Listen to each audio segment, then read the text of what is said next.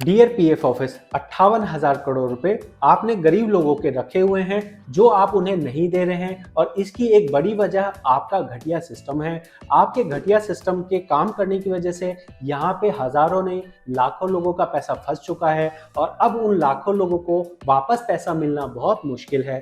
तो नमस्कार दोस्तों, मेरा नाम है सागर। मैं यहाँ पे आपको इस चैनल पे मदद करता हूँ पीएफ से रिलेटेड जानकारी के लिए। अगर आपको ये जो इन्फॉर्मेशन है ये काम की लगे, इन्फॉर्मेशन समझदारी वाली लगे, तो आप इस चैनल को सपोर्ट करने के लिए सब्सक्राइब कीजिएगा, ठीक है। यहाँ पे हम जो बात कर रहे हैं 58,000 करोड़ की बात कर रहे हैं, 1-2 करोड़ की बात नहीं है। यहाँ हजारों लोगों का नहीं, लाखों लोगों का पीएफ ऑफिस वालों ने अपने पास रखा हुआ है।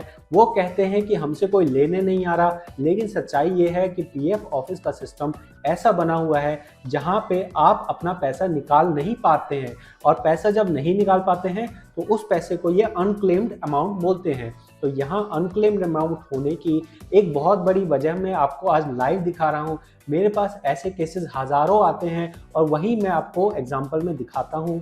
रियल लाइफ केस है, कोई मनगढ़ंत कहानी नहीं है। तो यहाँ आप देख लीजिए, ये 2020 का केस है। 2020 के अंदर में अमाउंट सेटल हुआ, क्लेम पास हुआ, तो पैसा बैंक में आना चाहिए, लेकिन क्या बैंक में आया? नहीं, बैंक में नहीं आया। तो इसकी क्या वजह थी? इसकी एक वजह ये थी कि पहले के टाइम पे आपका जो बैंक होता था वो वेरीफाई नहीं किया जाता था। आपने कोई रिक्वेस्ट लगाई, वो रिक्वेस्ट एम्प्लॉयर ने अप्रूव कर दी, और एम्प्लॉयर के अप्रूव करने के बाद जो भी आप अप्लाई करते थे तो वहाँ पे आपको सीधा सीधा अमाउंट उस बैंक में डाल दिया जाता था। लेकिन अगर आपने वहाँ पे अकाउंट नंबर में गलती कर दी, या आपका आईएफएससी कोड गलत है, या आपने नाम में कुछ मिस्टेक कर दी, तो आपके पैसे आपके बैंक में नहीं आते थे। तो यही चीज़ यहाँ पे हुई है, जहाँ पे मेंबर ने 2020 के अंदर में फॉर्म भरा, वो फॉर्म अब आपको नहीं दिखाई दे रहा। लेकिन क्योंकि मैंने इस पर्सन का, इस अकाउंट का बहुत बार काम किया है, तो मुझे पता है कि इसके अंदर यही प्रॉब्लम है। यहाँ पे बैंक की गलती है, और बैंक डिटेल गलत डालने की वजह से पैसा बैंक में नहीं आया। तो अब यहाँ सवाल आता है कि पीएफ ऑफिस की यहाँ क्या मिस्टेक है? पीएफ ऑफिस ने यहाँ क्या मिस्टेक करी जिसकी वजह से यहाँ पे इस मेंबर के पूरे 35,000 रुपए फंस चुके हैं। मेंबर रहता है दिल्ली में, पीएफ ऑफिस है पटना में, कंपनी है पटना में। तो ये मेंबर अपना नौकरी छोड़ के पहले पटना ऑफिस जाए, वहां जाके जो कार्रवाई है वो करवाए। तो यहाँ पीएफ ऑफिस के फॉल्ट को मैं आपको समझा रहा हूँ, क्या फॉल्ट पीएफ ऑफिस ने किया है। यहाँ जो सबसे बड़ा फॉल्ट है वो ये है कि जब आपका क्लेम सेटल होता है तो आपको यहाँ देखने में आ रहा है क्लेम अगेंस्ट 69(2). तो यहाँ इसका मतलब बनता है कि आपका अमाउंट हमने पास कर दिया है। गलती ये है कि अगर हमारा फॉर्म पास हो गया, अगर बैंक के अंदर पैसा नहीं गया, तो बैंक वाले एक रिपोर्ट भेजते हैं आपके पीएफ ऑफिस को कि भाई साहब, ये जो आपने हमें ट्रांसफर करने के लिए भेजा था वो हम ट्रांसफर नहीं कर पाए उस आदमी के बैंक में, तो आप कृपया करके ये पैसे वापस ले लीजिए। अगर पीएफ ऑफिस को पैसा वापस मिल गया तो काम ये करना था कि उनको वो पैसे वापस से उस मेंबर के पासबुक में जमा करने चाहिए थे, लेकिन ये काम पीएफ ऑफिस की तरफ से नहीं किया गया है। और इसकी वजह से यहाँ आप देख रहे हैं कि यहाँ क्लेम सेटल हो गया है, लेकिन अगर हम होम पे जाते हैं तो हमारा बैलेंस यहाँ जीरो है। अगर बैलेंस जीरो है तो मेंबर क्या समझेगा? मेंबर ये समझेगा कि भाई साहब, मेरा फॉर्म पास हो गया, मेरे बैंक में पैसे नहीं आए, मेरे पैसे कहीं और चले गए, मेरे पैसे किसी और ने निकाल लिए। लेकिन हकीकत क्या है? हकीकत ये है कि वो पैसे तरीके से पीएफ ऑफिस को एनईएफटी रिटर्न करके वापस भेज देना चाहिए था इस मेंबर के पासबुक के अंदर, और जब मेंबर की पासबुक में वापस भेज देते तो यहाँ पे उसका बैलेंस नज़र आने लगता। तो ये एक मिस्टेक है, ये एक ऐसी गलती है जहाँ पे 1, 2, 3, 4, 5-10 लोगों का नहीं, लगभग मैं कह रहा हूं कम से कम 5-10 लाख लोगों का इस तरह का एरर होगा। 5 से 10 लाख लोगों का इस तरह का एरर होगा जहां पे उनका पहले का कोई ऐसा ट्रांजैक्शन है जहां पे बैंक में कुछ गलती हुई और बैंक के अंदर पैसे नहीं आए, वो पैसे वापस पीएफ ऑफिस में दे दिए गए हैं, और पीएफ ऑफिस वालों ने या तो उसको क्रेडिट नहीं किया वापस पीएफ पासबुक में, या अगर क्रेडिट कर भी दिया है तो अब वो पैसे ऑनलाइन अप्लाई नहीं किए जा सकते हैं। तो आपको मैंने जो प्रॉब्लम बताई है ये 100% रियल प्रॉब्लम है, 100% एक्चुअल प्रॉब्लम है। इसी प्रॉब्लम की वजह से आप यहाँ देख रहे हो कि 58,000 करोड़ रुपए पड़े हुए हैं। आपको क्या लगता है यहाँ पे एक दो आदमी के पैसे होंगे? कोई आदमी का मान लो 1 करोड़ रुपए में पता है कितने होते हैं? 100 लाख रुपए होते हैं 1 करोड़ के अंदर में।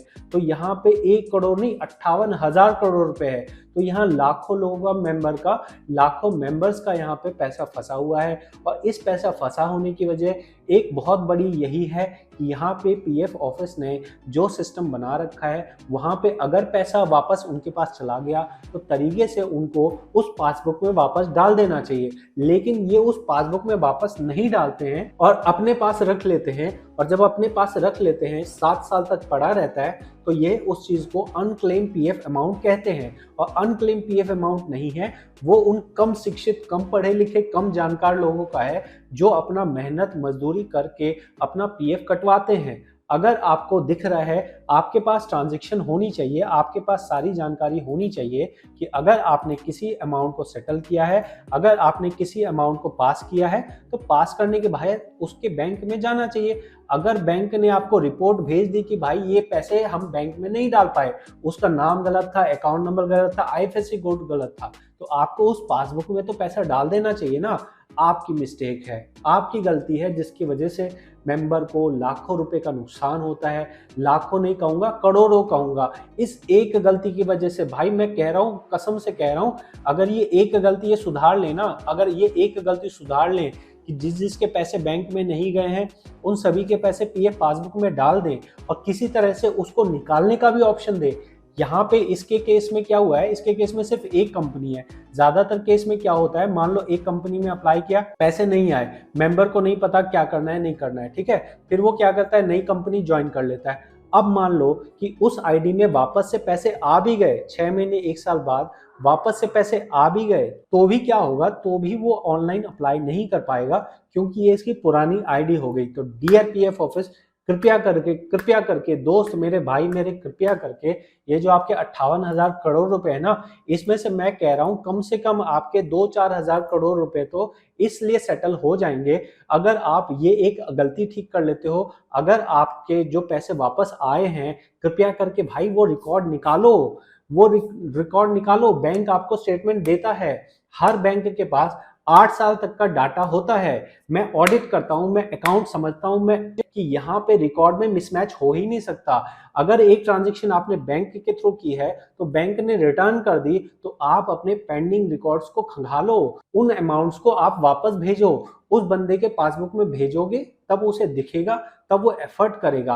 प्लीज प्लीज प्लीज, अगर आप ऐसा कर देते हैं, उसकी पासबुक में वापस आ जाता है, तो कृपया करके उसको ये भी फैसिलिटी देना कि अगर पासबुक में रिटर्न आ गया है, अगर एनईएफटी रिटर्न दिख रहा है, तो कृपया करके ये फैसिलिटी भी देना कि वो उसे ऑनलाइन ही अप्लाई कर सके। उसको प्लीज एएसआर फॉर्म या रीइश्यू फॉर्म का चक्कर मत डालो, क्योंकि ये दोनों ही फॉर्म उसको फिजिकल जमा करने पड़ते हैं। और जैसे मैंने आपको अभी बताया कि मेंबर है दिल्ली में, पीएफ ऑफिस है पटना में, या फिर पंजाब में, या फिर फलाना में, या फिर किसी भी जगह है, अदर देन रेजिडेंस अगर है, तो कृपया करके उसको फैसिलिटी दीजिए कि वो अपने नियर बाय पीएफ ऑफिस में जाके जमा कर सके।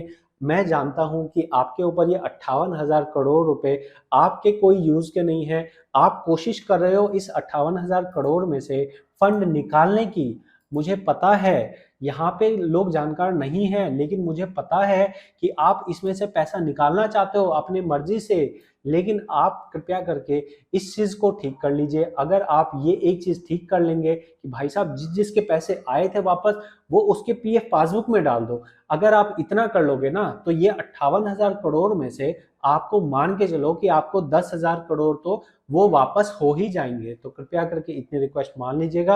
और एक रिक्वेस्ट मैं दर्शकों से करूंगा कि अगर आपको लगे कि जो मैं आपको जानकारी दे रहा हूं ये आपके भले की है, मुझे पता है ये आपके भले की है, कोई चैनल ऐसा नहीं है जो आपको ये चीजें बता सके जो मैं आपको बताता हूं, क्योंकि मेरे पास क्वालिफिकेशन है, मेरे पास नॉलेज है, मेरे पास डेडिकेशन है, मैं आपकी हेल्प करना चाहता हूं, इसलिए मैं आपको यहाँ पे ये जो वीडियोस बना के दे रहा हूँ ना, ये कोई पॉपुलर वीडियो नहीं है, ये कोई सर्च नहीं करता, मैं आपकी नॉलेज बढ़ाने के लिए दे रहा हूं कि भाई ये नॉलेज है, इसे लो। वाकई में मैं आपको चाहता हूं कि ये 58,000 करोड़ रुपए जिन लोगों के हैं, जिन गरीब लोगों के हैं, जिन मजदूर लोगों के हैं, उनके अकाउंट में वापस चले जाएं। अगर आपको लगे कि मैं जेन्युइनली आपकी मदद कर रहा हूं तो आप कृपया करके इस चैनल को सपोर्ट कीजिए सब्सक्राइब करके। बहुत छोटा चैनल है, 1 लाख सब्सक्राइबर भी नहीं है, क्या गुंडा बनेगा रे तू, ठीक है। तो कृपया करके सब्सक्राइब कीजिए। मिलते हैं आपसे अगली जानकारी वाली वीडियो में। इस वीडियो में इतना ही। बहुत बहुत धन्यवाद।